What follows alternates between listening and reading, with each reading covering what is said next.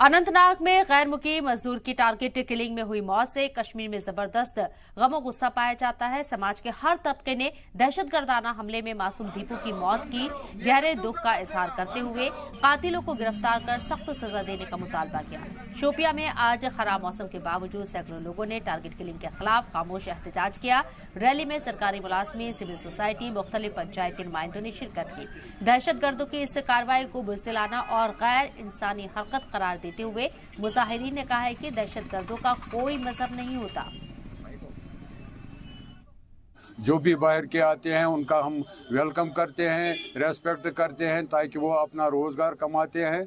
और आज जो ये हादसा हुआ है, एक गरीब मजदूर जो आया था मतलब अनंतनाग में मतलब प्राइवेट सर्कल चला रहा था, अपने अयाल के लिए यहाँ आया था, अपने जदोजहद करने के लिए, बदकिस्मती से उसको मारा गया है।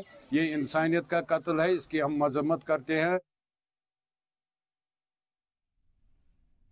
ये शर्म की बात है, ये पूरी इंसानियत का कत्ल है, क्योंकि हम लोगों को आगे आना चाहिए और हमें अगर इस सोसाइटी में रहना है तो हमें मिलजुल कर रहना है इस सोसाइटी में, ताकि हमें इस सोसाइटी को गंदा ना होने देने से पहले ही बचाना चाहिए।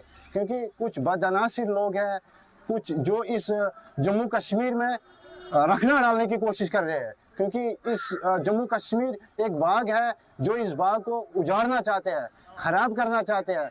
मैं डिस्ट्रिक्ट एडमिनिस्ट्रेशन खासकर पुलिस डिपार्टमेंट से यही रिक्वेस्ट करना चाहता हूँ, ऐसे बदअनासिर लोगों के खिलाफ सख्त से सख्त कानूनी कार्रवाई अमल में लाई जाए।